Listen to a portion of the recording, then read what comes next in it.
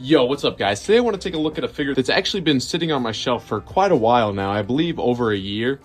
And I gotta do this video in 0.5, there's literally no other way to get this thing in frame. Yeah, this is the BMB The Fallen, and this is an upscale of the Studio Series, Revenge of the Fallen, The Fallen. And yeah, this thing has been upscaled to an insane degree. So just to give you a little bit of size, because you can't really tell how big it is.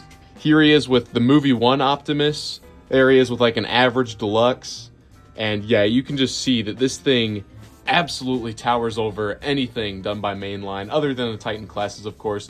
But even then, he gives them a good run for their money. So obviously, there's a lot of ratchets in him now, which I don't think the original had many ratchets.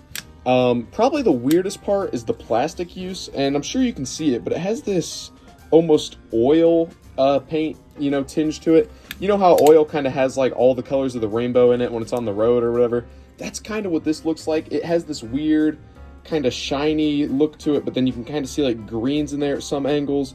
It's kind of weird. I'm not really sure what kind of plastic it is. But I will say I think it does look decent. I don't know if I would have preferred just a strictly like jet black or matte black.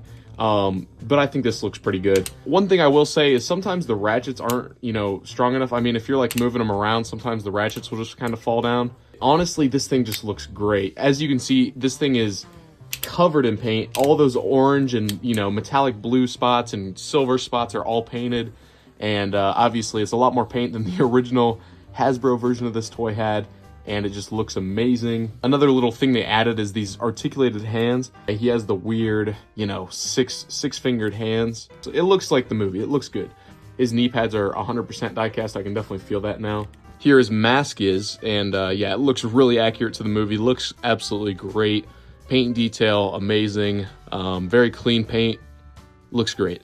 And here is Monkey Faces. Very ugly, very accurate to the movie again. His only accessories is staff, which I think is very appropriate. Looks good. Let's get him transformed now, and I'll tell you how useless the alt mode is. And here he is in his Cybertronian jet mode. This is absolutely nothing. This is just nothing. Which is kind of unfortunate, because I think he has a really cool design in his robot mode.